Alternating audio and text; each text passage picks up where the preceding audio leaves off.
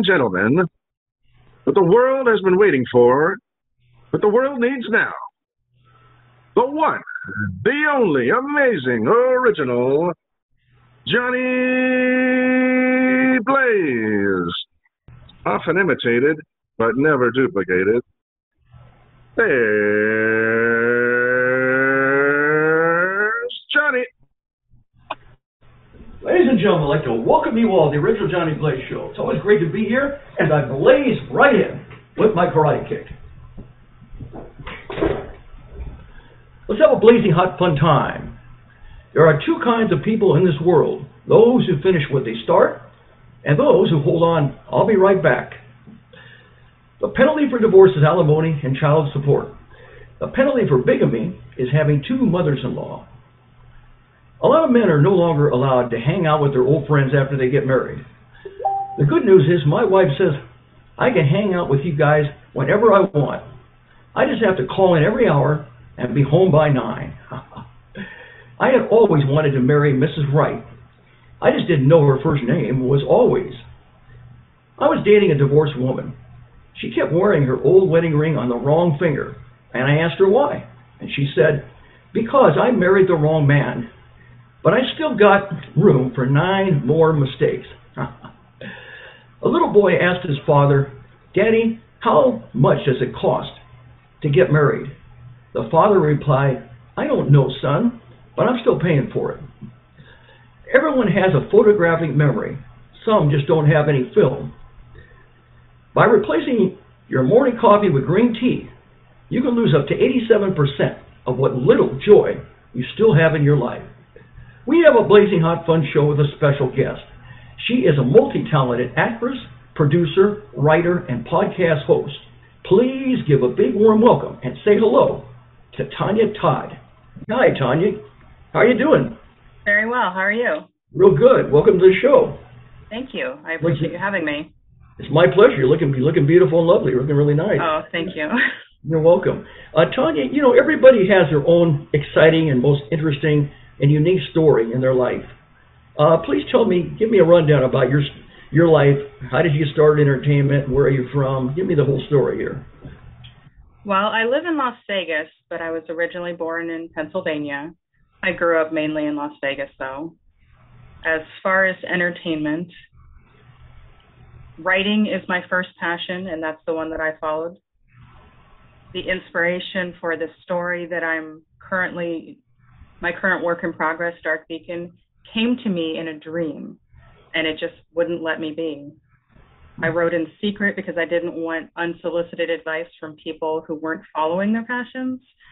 And the story I wrote was inspired by Marvel characters, Loki and Storm, and then it just took on a life of its own. It's now a contemporary piece with no superpowers or connection to existing characters.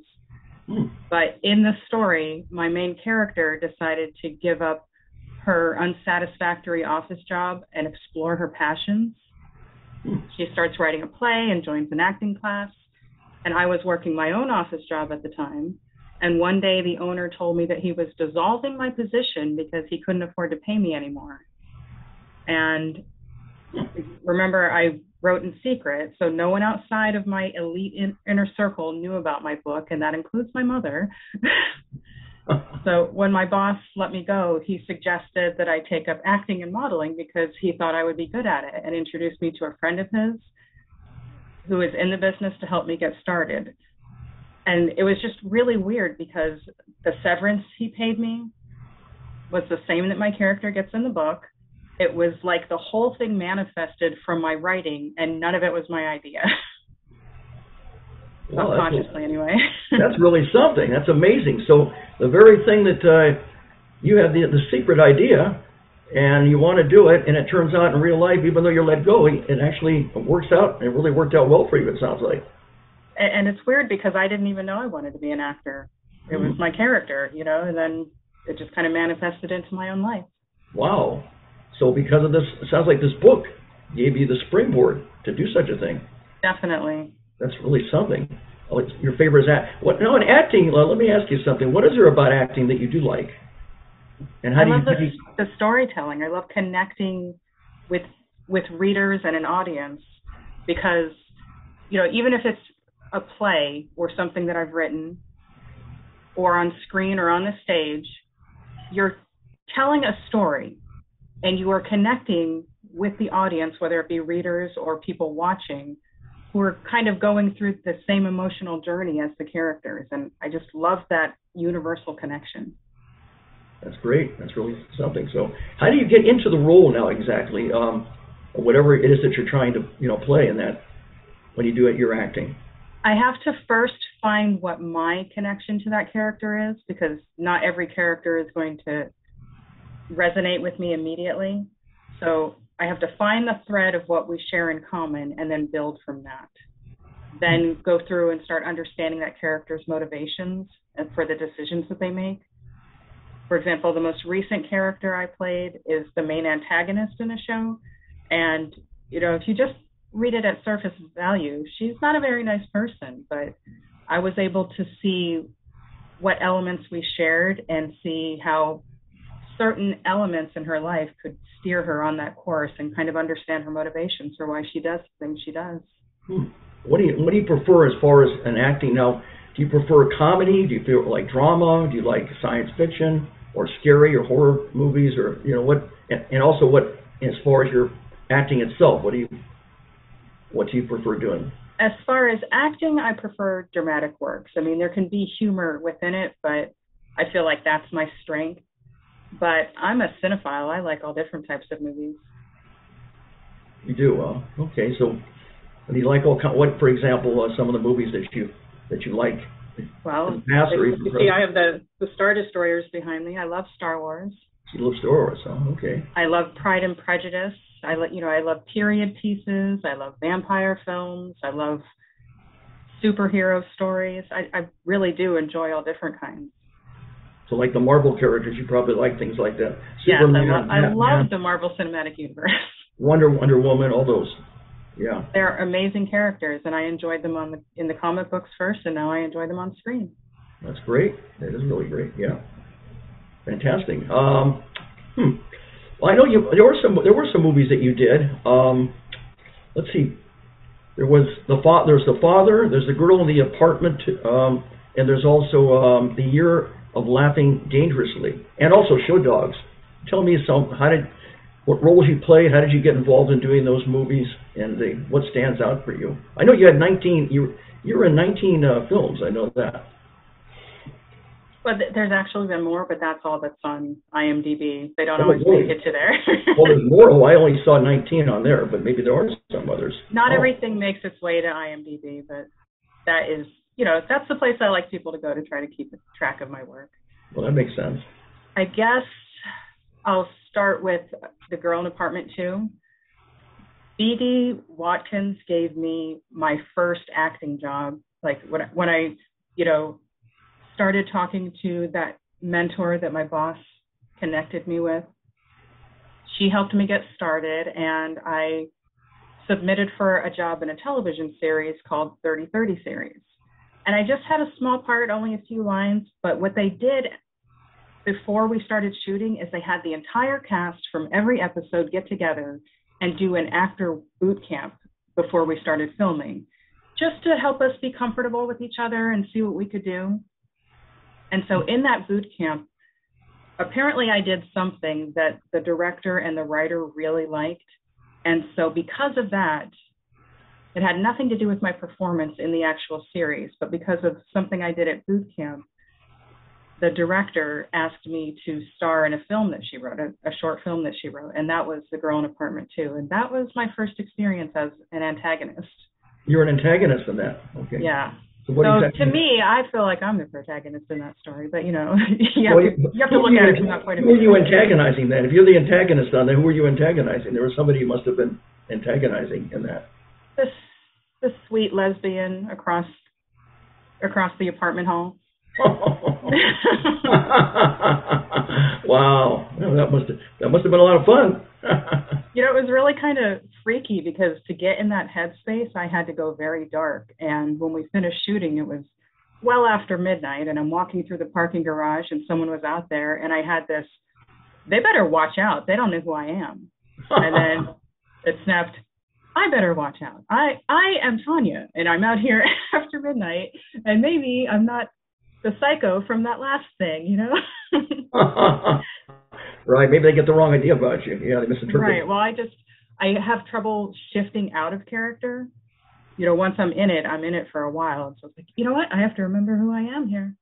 Oh, right. I gotcha. Yeah. What about some of the other ones now? Show Dogs, I actually played 3 roles in Show Dogs. I started out as an extra, and I kept kind of getting bumped a little bit. And the biggest role that I had ended up getting cut. You got cut the biggest role? Yeah. But they still give me credit for it, so I appreciate it. Oh, really? You know, that's part of the job. Like, you know, you have to pay those dues. You still get paid, you still get credit for it, and I still got to work with those actors, so it was really kind of cool. Great. All's well that ends well in that one. Huh? Yes. And that was show dogs, so there must have been dogs that were showing in some kind of competition or something, it sounds like. Yeah, it was a pretty big deal in Las Vegas because they were filming for quite a while here, and you know, there's some pretty big stars here, and for me, that was actually my second job, and it was, oh, okay, this is how it works. You know, you start out as an extra, and by the end of the week, you're bumped up to working with the actual stars. That's not how it usually happens. I was just very, very blessed that time. Oh, okay. Boy, it sounds like you were very lucky and blessed. Yes, I was. That's great. That's quite an experience. That's something to be happy and proud about. Okay, yes, and there were some other ones too. What about so we did the girl in the apartment. On the girl in the apartment, that's the one that you said you were. Yeah, we did that. You asked about the father too. Right. That was a very sweet film where it goes from the point of view of the father, and he had different actresses playing his daughter at various ages of their life, and I played the one who gets married at the end, the 27-year-old who gets married. But it was really cool seeing, you know, all these different versions of essentially myself, and we took a group photo so that you could see the progression from baby, you know, to toddler to, I think it was probably like elementary school, middle school, college student, and then me. Wow, so it just progresses all the way. Yeah. From the beginning to later on. Wow. Right. Put a lot of mixed girls to work. A lot of what, did you say? A lot of mixed girls to work. Oh, mixed girls. Yeah. Okay, well, that's okay. I guess that's part of it then. Yeah. That's part of your journey. Very much. Now, the other one, there was one about laughing dangerously. Yeah, The Year of Living Dangerously. That one hasn't come out yet. And, you know, it's funny. Originally, that role was written for me, and I was supposed to play myself. I was supposed to play Tonya Todd as the announcer and the hostess and MC for this event. But I ended up being cast as Cleopatra in a stage production, and I wasn't able to shoot those scenes during the same time. And that was, of course, 2020. Production was shut down on their film. And then the play that I was doing, the day we were supposed to start, everything shut down here. So we never got to go on stage and perform that. Wow. But then they decided they were going to finish the rest of the film virtually. And so I was able to perform the role, but this time I was playing, they had already rewritten it because I couldn't do it.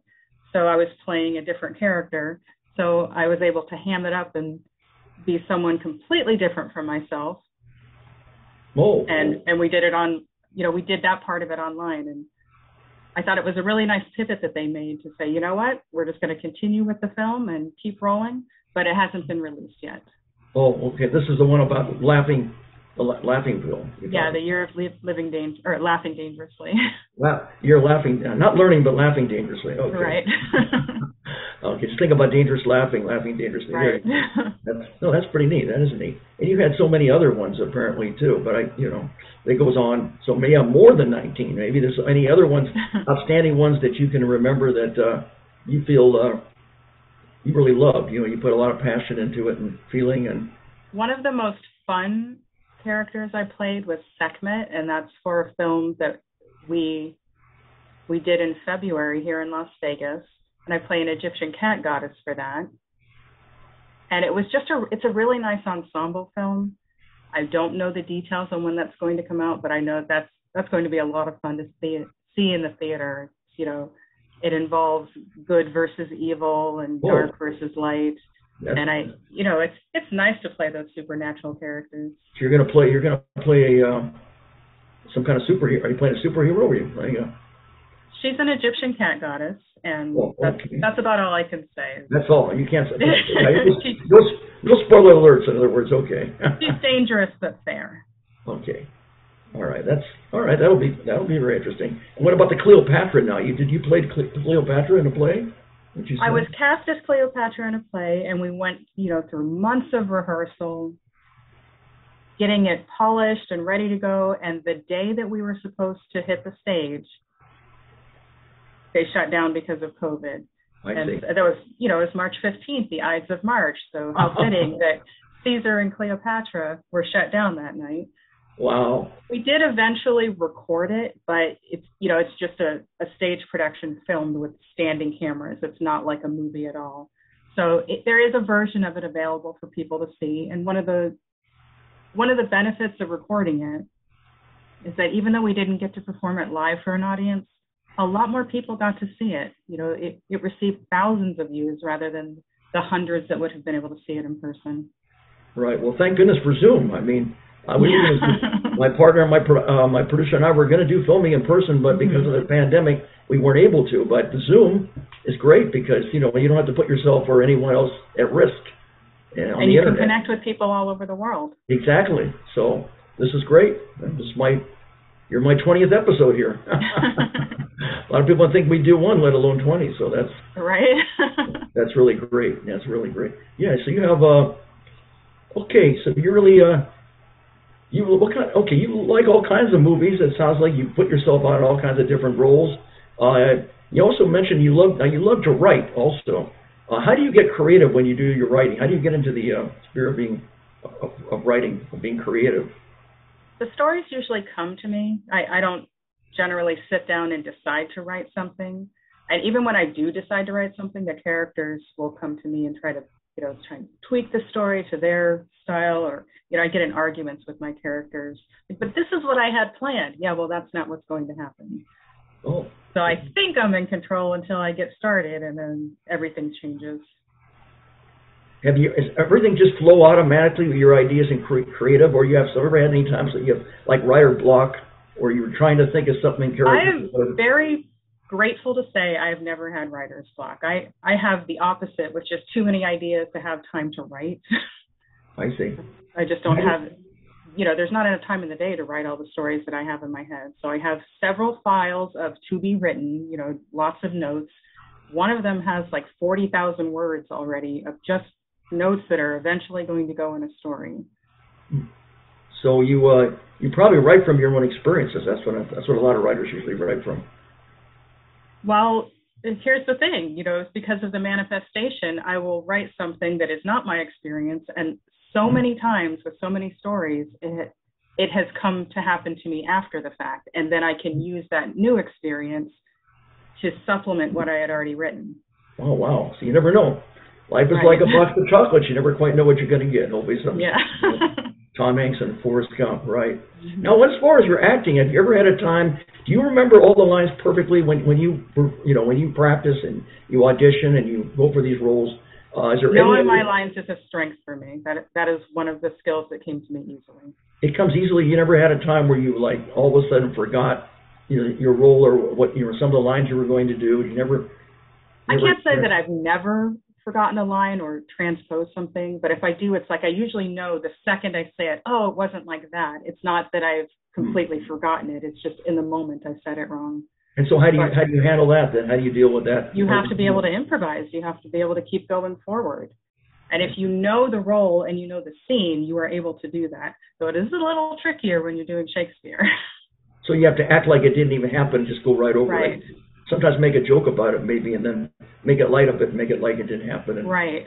There was one time I was doing a play, and for whatever, I don't know what happened with the tech team, but we were getting ready to start a scene, and one of the characters in the scene was someone who couldn't walk, but he wasn't in place. He wasn't on his couch where he was usually sitting, and they drew the curtain.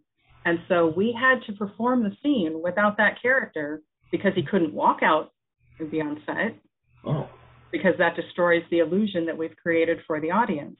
And so we had to improvise that entire scene, implementing bits of his dialogue into our own conversation so that we could get those points across. And if we hadn't rehearsed and rehearsed and rehearsed ad nauseum, we would not have been able to do that. That's why you have to really know the scene inside and out. And so it's okay if you mess up a line, as long as you understand the gist of it and you make sure the important points get through to the audience. That's why rehearsal is so important. Yeah. Right. Oh, yeah. Usually, I know in plays, you've got to have it just, you got to go over it quite a few times, because Yeah. if anything's out of place, then it messes it up, the entire essence of it. But if you do a movie, shoot a movie, so you can go over it. If there was a mistake, you can go over it. Yeah, you could just shoot another scene. But time is of the essence when you're shooting a movie. You don't want to just say, oh, we'll just do it again. Right. You don't want to waste anybody's time, but That's at true. least you have the option to reshoot a scene versus a play where, no, your audience is live and it needs to be right the first time. So you love doing plays also. Which you prefer, plays over film, or about the same, or is there anything? Yeah. Oh, there's something to love in both. I love the immediacy you get with a play. You get the audience's reaction right away, and their response is part of the energy of that evening. So if the audience is more into the comedic elements of the play, you can play that part up. But if they're more into the drama, you can lean into that. You can't do that with film. Your performance is your performance, and they can merely interpret whatever you gave them or whatever is placed on the screen. But you have an opportunity to polish more when you do it on film, and you get, when you have a tighter frame, you're able to get facial expressions that you can't always convey on the stage. It gives you a deeper understanding of someone's character, and you see little nuances and a twitch of the eyebrow, or just a movement of the lip that you can't see when someone is all the way up on a stage. So you can really get good feedback, is what you're saying, when you're doing plays. Yeah. Probably better than when you do movies. I don't know if it's better. It's just more instantaneous. More intense, maybe more intense. Yeah. Yeah. You get an immediate connection with the audience, whereas you have to wait a really long time after you film something for anyone to even see it, let alone hear what they thought of it. So you love the immediate connection with the audience, the feedback. I do. Right. It gives you a positive feeling, to reinforcing what you're doing, the reactions of the crowd. It's energizing. Yeah. It definitely elevates you and motivates you. Yeah. For sure. Yeah. You've done some short story writing. I know you've done some short story writing, and what about longer writings? I know you've done some short story writing. Tell me about some of the. So my first short story is called Morning Sacrifice, and that is a collection that was done for a Nevada writing group. That was one of those stories, I prefer stories to be written in third person, past tense, close third person, past tense, which means that you're in the character's head, but the pronouns are he and she, not I. Oh. But after I wrote this story, this was one of the first times that a character was wrestling with me, and he insisted that it be written from his point of view because the things were happening to him. And as I was writing the story, elements were coming out that I didn't even know. It's like I found myself writing going, really? And then what? And then what? And it was just kind of unraveling as I was writing it. It felt like I was not telling the story at all. I was merely recording it for the character. Wow. Oh, I see. So the story came out differently than you had thought. Right. I knew pieces of it, but I started learning things about the character that I didn't know when I started writing it. I was like, oh, wow. Wow. It was a very cool experience. Interesting. There was something you did, a short story about being an actor, I guess, too. There was something else that I noticed. About being an actor? Yeah, how to be an actor, I think there was something. Well, I don't have a short story about how to be an actor, but I have presented on how acting influenced my writing. I've done that for conferences and writing retreats. Okay. Maybe that's what you're thinking. This was a movie. I think it might have been a short movie or something on how to be an actor is what it must have been. Oh, yeah. I know what you're talking about. It's a podcast that I did, which is right. I think it's Create Your Own Life podcast. Right. Oh yeah, I noticed that too. I did see that. I saw that interview, and he did an excellent job, the host, and you seem to be very comfortable. And He's a wonderful person. I'm very grateful to be connected with him. He's definitely going places. He's very talented, but he's so kind, and he's gracious and just humble about everything that he does. Rodney. And he was actually a guest on my show too. Right, Rodney. I don't remember his last name. His name was Rodney. It's Rodney Damon Collins. Right. Right. That's great. So how did you meet Rodney Damon Collins? You had a great rapport. I saw it. Oh yeah. Through a friend of mine, BZ Collins, and he is just one of those, ride or die friends. I plan to know him the rest of my days because he's just that kind of friend. And he introduced us. It was just through a Facebook group, but it's for like-minded actors, like-minded people in the industry. And it's not a lot of people. It's just a few of us who are really trying to grind in a positive way and grow our business, our brands, and ourselves as artists without negativity, if you know what I mean. We're just trying to bring in positivity and help each other, motivate each other, and then cheer each other from afar, if that makes sense. So this is a group. Yeah, but it's not a lot of people in the group. It's just, it's just a handful of people. I see. Well, that's okay. It's not always quantity; it's quality. Exactly. It's definitely a quality group. You can have less of quality than you can have when you have. Sometimes you have more, and it takes away. Yeah, I like it the way it is. It sounds like it. It sounds like it. You get to be friendly with people. You have a nice, comfortable rapport with them, and right. And it works good. It works good for you and for others also. So I'm sure they're selective. They don't just take anyone. They're selective, the group, which they should. I like to think so. Maybe it sounds like a little clique, but I mean as long as it works out, that's what counts. And then of course now the publicist on this, Bruce. Bruce, yes. Yeah, she's doing an excellent job of promoting you. I can see that on Now Hear This and everything. And how did you meet Bruce? I met Bruce at a writing retreat done by the And I Thought ladies.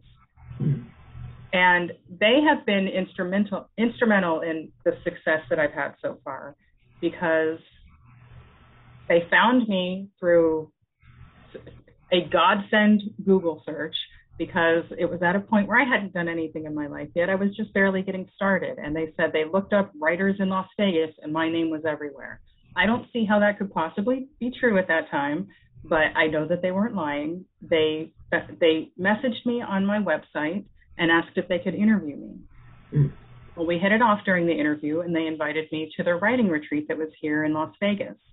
And there I met a lovely group of people, and among them was Bruce. And, we chatted during that event, but then the next year we were both at the same event. They did it again. And he asked if he could meet with me, and he pitched me on the idea of him being my publicist. He said that he wanted to be in the Tonya Todd business, and we've been partnered ever since. Well, that's great. That's really great. So, publicists, I know that they get well paid, but they do an excellent job. He does a great job, Bruce. I mean, it's not the same as a manager or agent, of course. No. Managers and agents they get their commissions based upon if you audition and you book the job. But on a publicist though, they usually get they get a flat. He gets publicity. They help me to get work. Right, they help you to get publicize and get work. That's great. That is great. That's important to have. If you're going to be represented by someone, you want to go and be successful in this business. You need to be promoted. People need to know about you. So it's hard to do it on your own. So it's wonderful to have someone taking care of this kind of thing for you. Yeah, nobody does it by themselves. They just don't. No star did it. They all had help. That's for sure.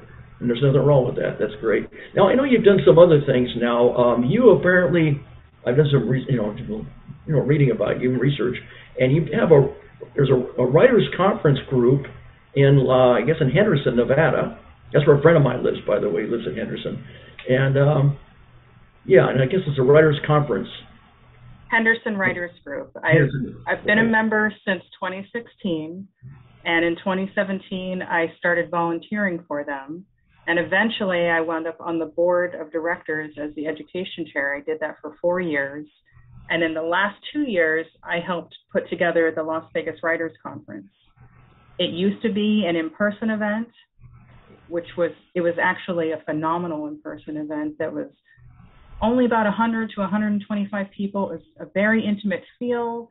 You bring in authors and agents and industry experts and editors, and they sit at the same table and they have their meals together and they really get to chat and know each other. It's really wonderful for networking. That's and then great. last year, Yeah. we were scheduled to do it on April 2nd in person, and we all know how things had to shut down very quickly last year. So on, I believe it was March 18th, we had about 2 weeks to turn it into an online event, and we did it.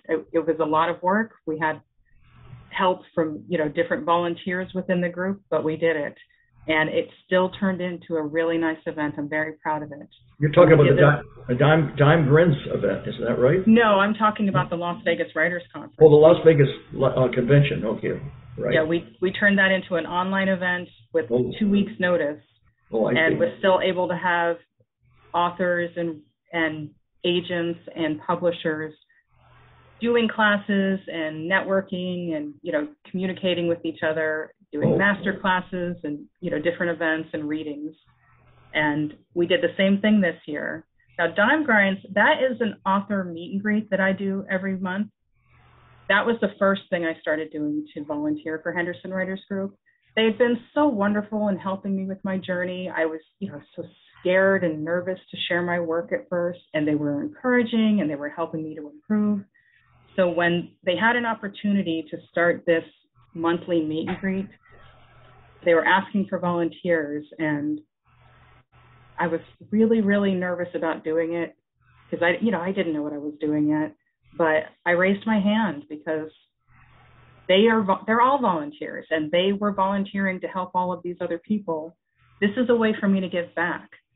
And as soon as I volunteered, somebody else raised their hand and said, I'll do it with you. So right away, I wasn't alone. Joe Van Ryn, he is the guy who does the posters. He helped me, visit locations and decide where we were going to go. And he was the MC when we did the event in person. And so since 2017, we've been meeting once a month, having 3 authors come in, they read their work, they share a bit about their writing journey, answer questions for the audience, and then they sell their books.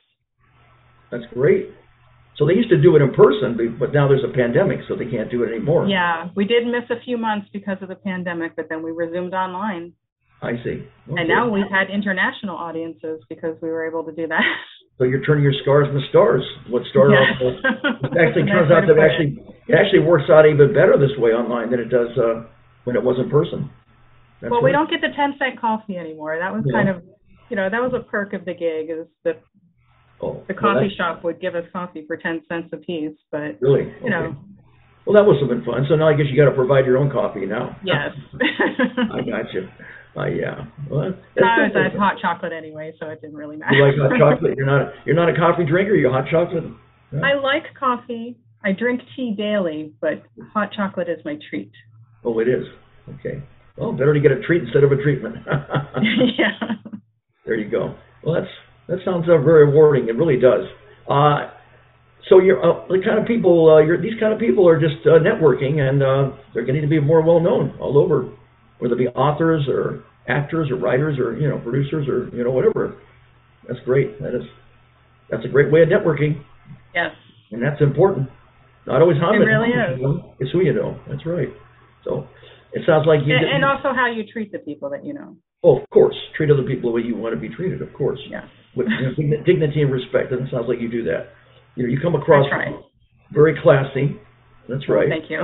And dignified. You're welcome. And intelligent. That you know. Anyway, yeah. I also know that now you were doing a blog. I guess you'd like to be a blogger also. And you did.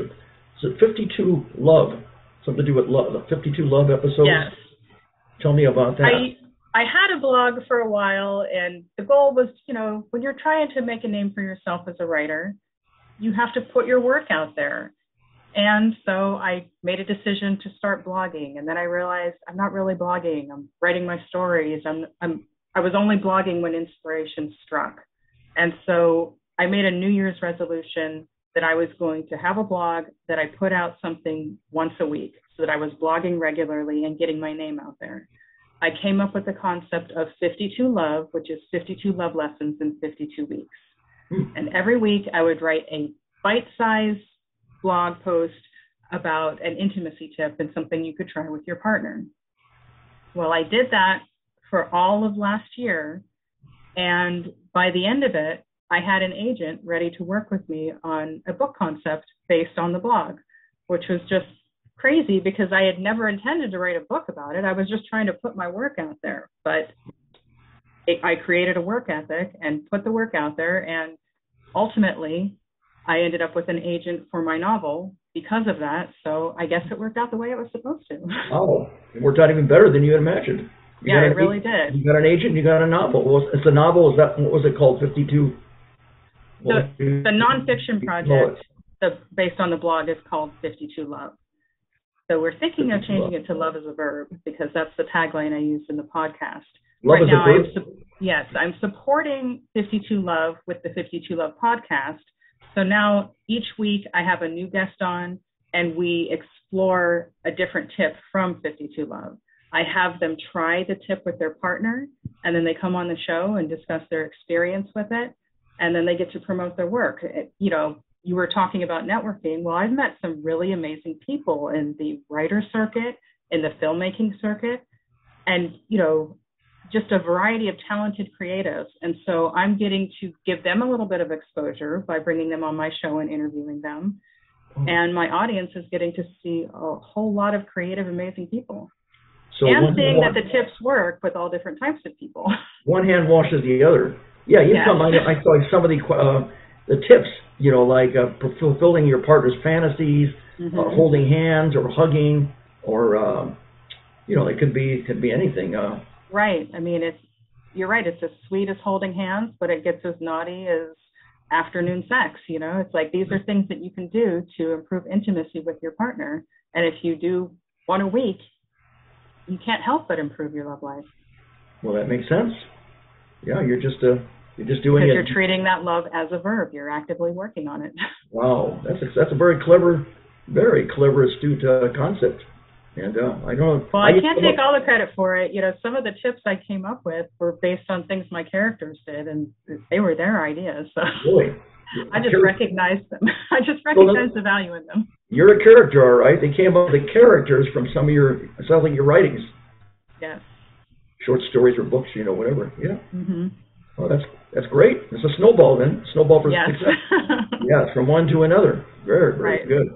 I like that. And then some of the tips are based on things that people I know have mentioned. Like there's having a partner journal. There's someone in my family who did that with her partner, and she told me about it, and I just thought it was an amazing thing. So instead of having someone try that tip, I had her come on as the inspiration for it and tell us how that worked out for her, because it inspired me. I thought it would inspire other people. And then this next Monday, the person who's coming on he is a personal trainer, and he has his own gym. And this week's tip, spoiler alert, the next tip is about getting sweaty with your partner and exercising with them and, working out with them. And he is going to talk about how he deals with couples coming into his gym and, the benefits of exercise. He's very passionate about it. And I'm telling you, as soon as my gym membership runs out, now that he owns his own gym, I'm going to start going to him. You're going to go to him? Why not? Yes. As well. That works out. That's a work. I may sneak over there before my gym membership runs out. That's a work in progress. That'll work out for you, Tonya. Yeah. Yeah, you got a famous name. Of course, Tonya Tucker. Remember the great singer? Yeah. As far as music, what kind of music do you like?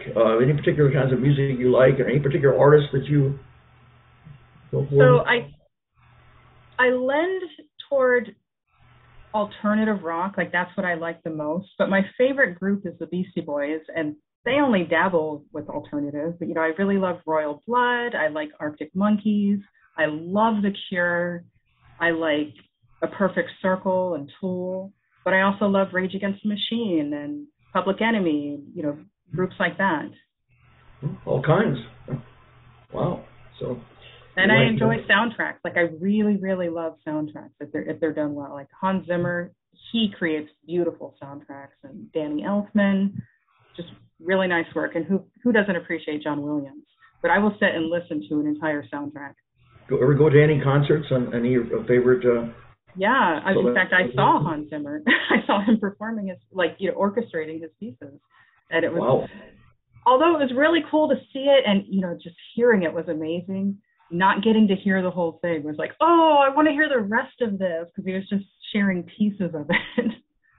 That's great. It felt like a tease, but it was still really, really cool to hear in person. That is neat. So what would you say was your really motivates and inspires you as far as entertainment, whether it be writing or acting or performing or even singing or whatever, anything involving entertainment, the arts? Who has motivated, anybody in particular has motivated, inspired you, or maybe more than one person? So a person. Are you asking like another artist whose work inspired me, or are you asking someone in my life who encourages me? It could be it could be both. An artist that's inspired you, and also maybe some people that you met that have inspired and motivated you. Both. So we'll start with writing.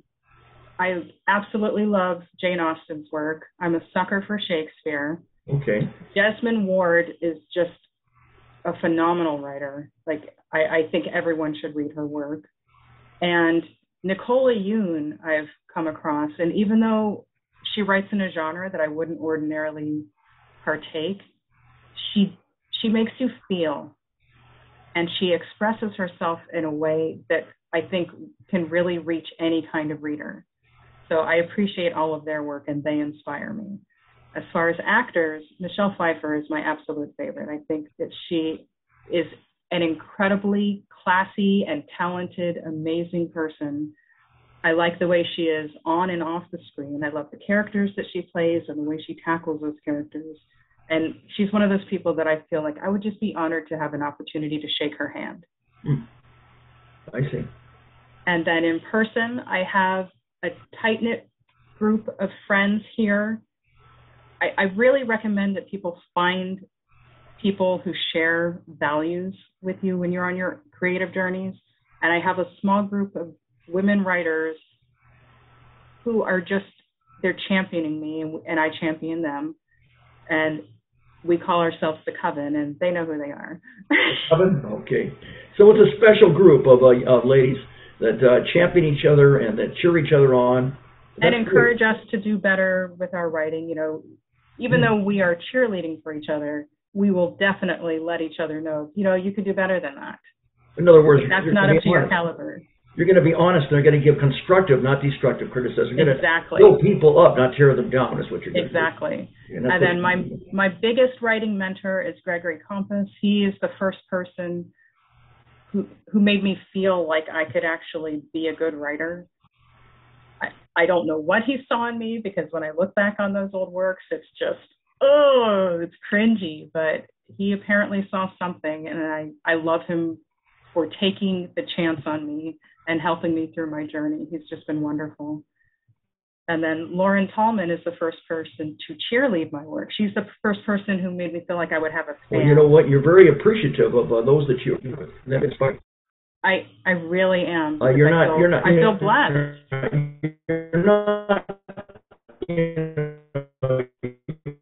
You're down to earth, and you're appreciative. Do your best to reach back and help them. So it works out for everybody.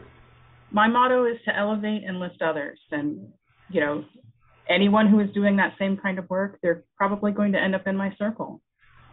Well, that's important. That is very important. You want to be with people who have more in common with you than just a common cold, and that care about you, and they understand you, and they get you, and they try to help you when you're down. They don't just put you when you're down, just keep pushing you down. They do their best to bring you right up.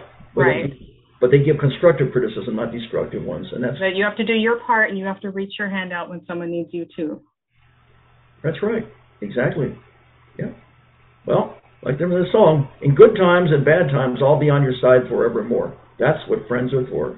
Yes. Yeah, you remember that song. That's important. That is very important. Well, that's really great. I like that. Anyway, As far as your training now, have you taken lessons as far as in writing or acting or did you Yes, lots. You did? Okay. Paul Campanella is my main acting coach. I have studied under other people, but he's my go-to person. If I am not in a production, I'm generally going to be in classes with him. He understands both stage and film work, so mostly he's teaching film work right now. And I just feel like I've learned more from him than any other coach. That said, Jeff Pride was an amazing teacher too, and there are still lessons that I've learned from him that I carry into auditions now. So what did you learn as far as your acting, and what principles and things have you learned? Some of the things that stand out in your teachings. And Paul has taught me a lot about breaking down a script when auditioning. When you receive a new character and you don't have a lot of information to go on. He's taught me about how to find more information about the characters and the people who are doing the project. And he has helped me learn to determine my type, because that's a struggle when you get started. You're expected to know your type, but how can you know that when you're just getting started? And with his help, I have learned that I don't have to play the pretty girl, because that really doesn't suit me. I have a brain, and my power comes from someplace different. And so since working with him, that's where I started getting roles like Cleopatra, and playing queens, and playing goddesses and vampires and witches and demons. You have a very those suit me much better. You have a very exciting, interesting life, Tonya Todd. You really do. A very fulfilling life. How have you handled rejection? Of course, a lot of rejection all over in life, especially in this business and entertainment. There's a lot of it. And as a writer and an actor, I invite rejection daily. Trying to get an agent for my book, submitting pieces for publication, auditioning for roles. It's an everyday part of the job. Now, it killed me to get rejected as an author. Like that, it was destroying me. But because that hurt so much, getting rejected for auditions, it was fine. I was able to shake it off, because that's not them rejecting me. That's them saying that I'm not the right person for that particular role. They can only choose one person. And I've had a little bit of experience on the production side of things. I've had people audition for me. There was one situation where this guy came in and he gave the best performance of the entire day. He was absolutely amazing, but he wasn't right for the role and didn't even get a callback. So not getting a callback doesn't mean that you aren't an amazing actor. It just means you're not right for the role. That makes sense. And with that in my pocket, I never cry about losing a role. So I understand how it works. And you can book the room without booking the role. So I know that I want to work with that actor. I know that I want to be with him on screen, and I want to be on a production with him on screen. So you got to fall down before you get yourself back up. So you don't take it personally. That's true too. No, I definitely don't take it personally. You realize that you just weren't right for the role, but maybe something better is going to come about. Right. So even though you feel just like that first role that I told you about, I was only cast as a side character with a few lines, but because of working with them, they saw me as a starring role, and they are the same people who put me in the role of the antagonist for the television series that I just filmed in Atlanta. So if you give it your all, it doesn't matter how small the role, it doesn't matter if you're not cast for the starring role, someone is going to see what you're doing. Book the room, don't worry about booking the role. That's right. And like my producer says, don't worry about the competition, let the competition worry about you. Yeah. And you got to believe in yourself, you really do. Like Bob Proctor, the positive image seminar speaker, always said, what the mind can believe, the mind can achieve. Don't get older and say, I wanted to have, be, and do all those things, and I never did it. Do it while you can, while you're healthy, and go for your dreams, take your vacations. You can. And it's the character in my book that pushed me to go for my dreams. Like I wouldn't have tried any of these things if she hadn't come to me. If she hadn't birthed in my dream, I would not have been able to start writing a book. I wouldn't have been able to start acting. Like I never would have taken a step toward these passions had it not been for her. I see. Well, that's great. That's wonderful how it turned out. What you didn't expect, you were able to get. And sometimes things that you don't expect, they happen. They happen for a reason. So that was meant to be. It really was. Yeah. Anyway, I was wondering, Tonya, do you have any advice for people who want to make it in entertainment in the business? Those that are striving for it? I do. No matter what your art is, whether you want to be a director, a writer, an actor, an artist, a musician, study your craft. Care enough about your art to learn how to do it well. And then the other thing is to find your tribe. Surround yourself with people who are going through the same type of journey. And it needs to be like-minded people who have the same types of goals involved. For example, with writing, you could go the traditional publishing path where you could self-publish. And both are absolutely valid, and creative works that are wonderful come from both paths. But if you want to be traditionally published and you're only spending your time with self-published authors, you're not going to meet your goal because you're not surrounding yourself with people who have been through that or are going through that with you. And I'm not saying you should cut those people out of your life. You definitely shouldn't, because they have something to teach you too. But you do need to have a group of people who are working toward the same types of goals. That makes sense. Well, it's self-publishing, of course. Some people cannot. The commercial, they have to feel there's money to be made in order for them to publish it. But self-publishing, of course, if you pay for it, of course they're going to take your money, but you got to know how to promote it. Otherwise, you have a bunch of books just sitting around and nobody knows about them. Right. They know how to promote it right. Of course, it's not just spending them out. Of course, they'll take your money. They want the money. It's the business. But you have to know how to go about promoting it. That's very important. Yeah. People don't know about you, they're not going to buy it. Right. And you still have to polish it. You still have to make sure it's edited. The cover needs to be amazing to draw people's eyes. It's a lot of work to self-publish.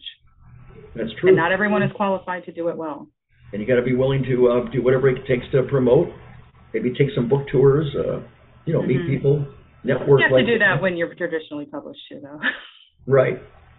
Have you done any? Ever done it? Well, there's a pandemic now, so it might be difficult to do. I don't have a published book yet, but I feel like I'm the most over-publicized non-book carrying author. Huh. Well, but a lot of that is probably Bruce. So thank you, Bruce. You haven't yet, but it doesn't mean you won't. And that's gonna happen too. Yeah, we're working on it. I'm working with my agent. In fact, the latest version is due next week. You have so much determination, talent, and persistence of determination that you do. And you are very interesting. Thank you. Tenacity is imperative to succeed. Yeah, that's true. You got to be strong. You remember Helen Reddy when she wrote the song "I Am Woman"? You remember that? So no, that's important. Regardless of whether it be a man or a woman, you've got to be tenacious. Yes. Believe in yourself. And if first you don't succeed, try again. Right. And if you don't start, you're not going to succeed. You may be very trying, but you just keep going. Time's going to go by anyway. If you believe in yourself and you truly love what you're doing, that's important. Of course, people want to, it's a financial thing to make money, but sometimes you got to start not making money first. And if you love what you're doing, I think that's that's usually the case. You start off not making money. It's possible that the money could come later, but you don't do it just because you're obsessed just with making the money. You do it from your heart. That's the thing about theater. Nobody does theater for the money. You do it for the love of the craft. Right. There you go. So they don't pay theater actors enough to sustain a living. I see. I understand. Well, I see you're doing it for your mind, body, heart, and soul. You truly love what you're doing, Tonya. I really do.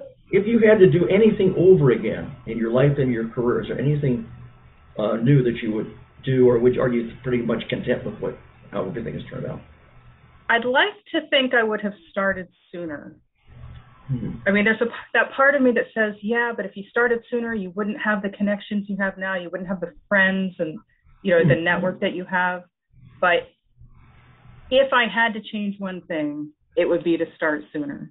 Because, there's that fear. There's that fear of getting started, that you're going to fail. And yes, you are. And you have to, so that you can get to the part where you succeed. Well, there's several things in life. There's the fear of failure, and there's also the fear of success. Some people are they're afraid to fail, true, so that they won't do anything because they want to play it safe. Or they're afraid of, God forbid, what if they are successful? Then what? So there you go. So there's different roles that you can play. I always thought to myself, I don't have the money or means to produce such a film, but I think it'd be hilarious if there was a movie called How to Get Rejected Without Even Trying. You're very trying. Yeah, that's a good writing prompt. Yeah, that'd be funny. Just imagine the actors and actresses, how they're auditioning, they're trying their damnedest to meet the right people, managers, agents, whatever, publicists, whatever, and they're getting treated with disrespect, and you'll never amount to nothing, or you this or that, whatever, and they're constantly going through it. They go, well, what was me? How am I gonna break through this? This is the way it's gonna be. Well, it could be funny. Thing is, it's true. It's not a fake thing. This is a real thing. So how do you go through that? Yeah, and how do you come back from that? There you go. Yeah. I often thought it'd be kind of interesting to have a movie about people that we know that when people pass, it's over with. But maybe some celebrities that were so loved, and then they end up coming back to life. That'd be kind of neat. Anyone in particular? Anybody in particular? Well, yeah. There was a favorite of mine that I unfortunately never got a chance to meet. The concert's really sold out. And that's the King. Thank you very much. A great, awesome audience, Elvis Presley. You see my tie, it's an Elvis.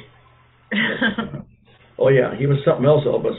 He really was. I mean, if I could find a white man with a black sound, I could make millions. And they did with Sam Phillips, from Sun Records. And he was so shy at first. He did a song for his mom, My Happiness, and then he did That's All Right, Mama. He kept saying, Sam, let's take a look at the different songs. And That's All Right, Mama. And he was afraid it wouldn't go over too well, but eventually there was such a big demand for him. What's your favorite Elvis song? There's so many of them. I really like Suspicious Minds. I like that quite a bit.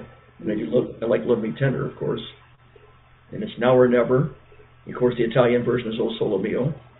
There's so many of them.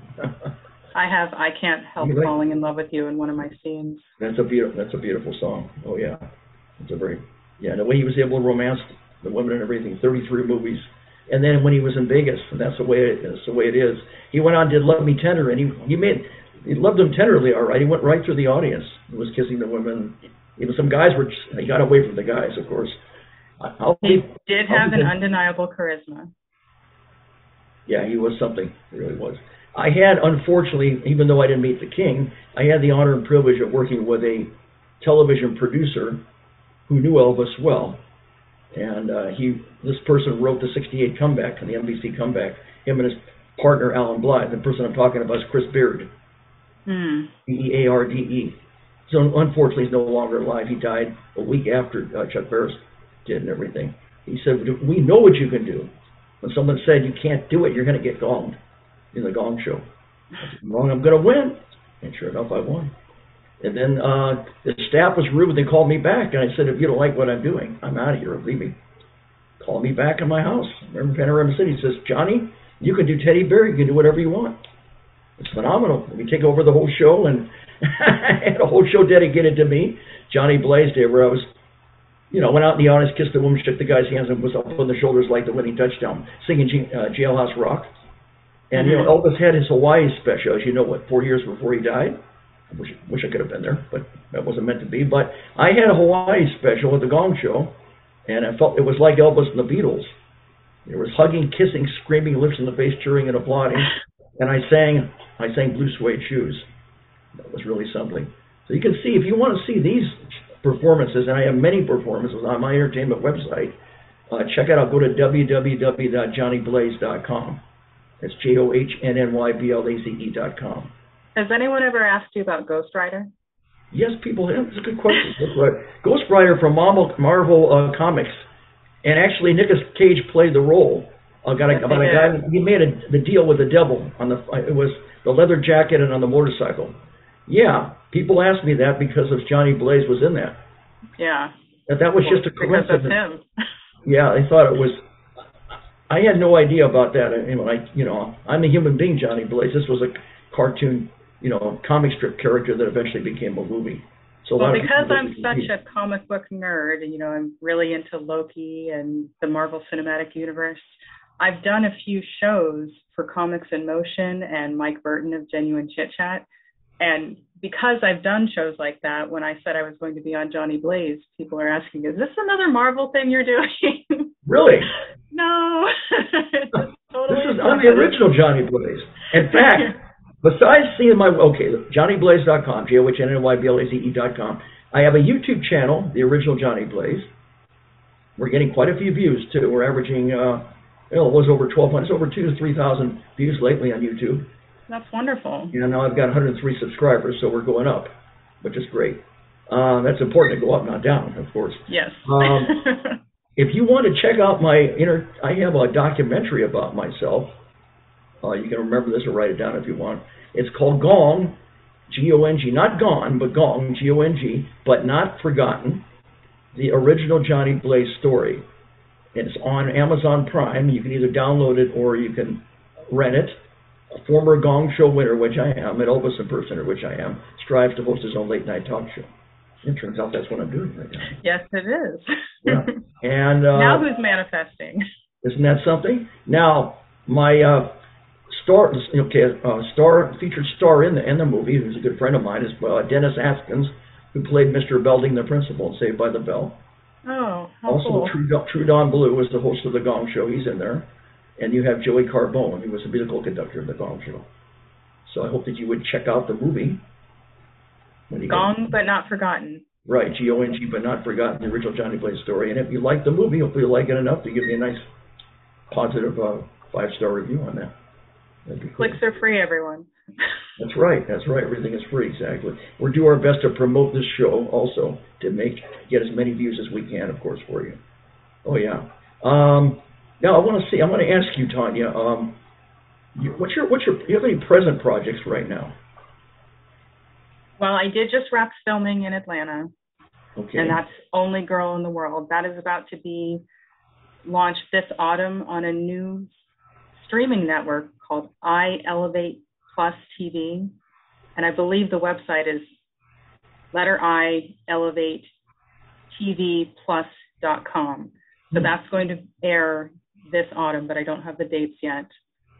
Last year, I co-wrote and starred in a short film called New Normal, and we actually all filmed from home because of the pandemic. So I wrote it with B. Danielle Watkins.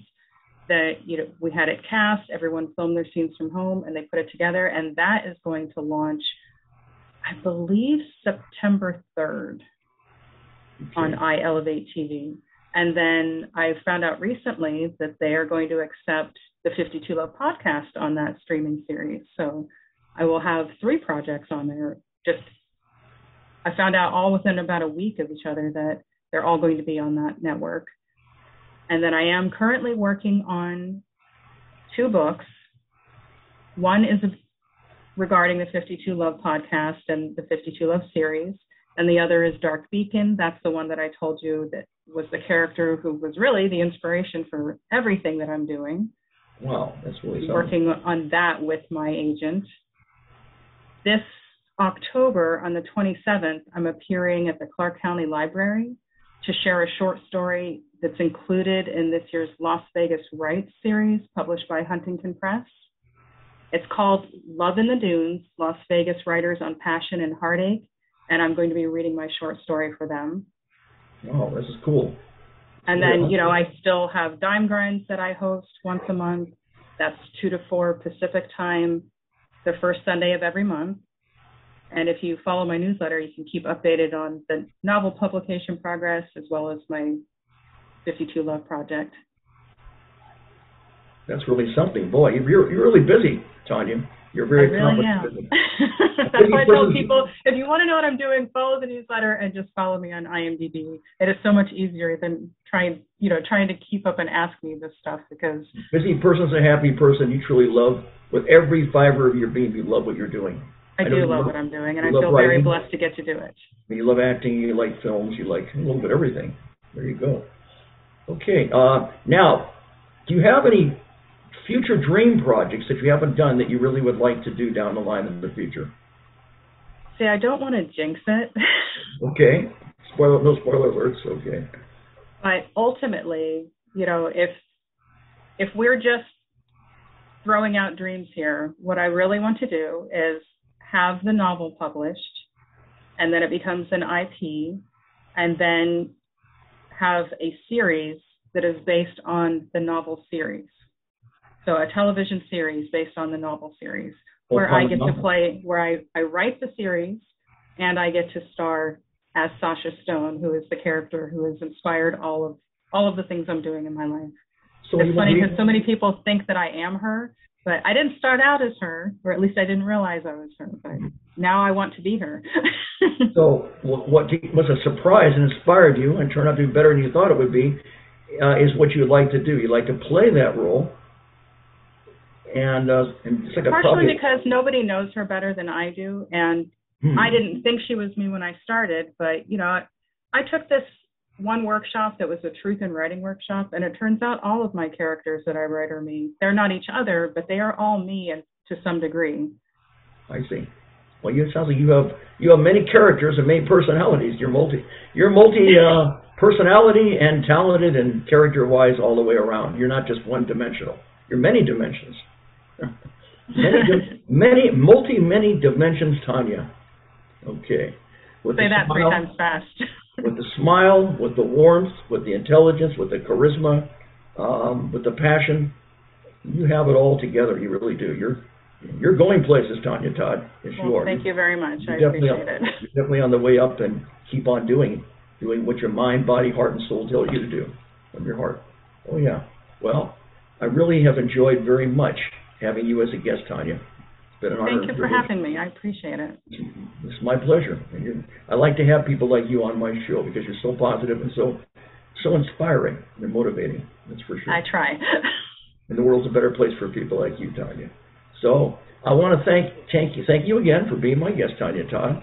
And as we wrap up here, I say to all my friends and friends, always keep a big smile on your face and a song in your heart. Happy trails and blaze out!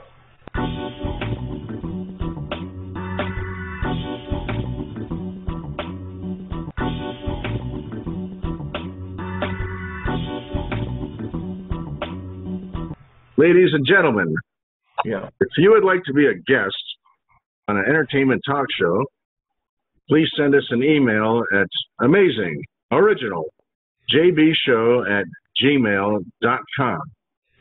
Remember, all of our guests will receive a complimentary DVD of their appearance on the show. And also, feel free to subscribe to our YouTube channel. Every show receives over 3,000 views. Now, ladies and gentlemen, the amazing, original Johnny Blaze has just left the building. Good night and God bless. Come on. Thank you.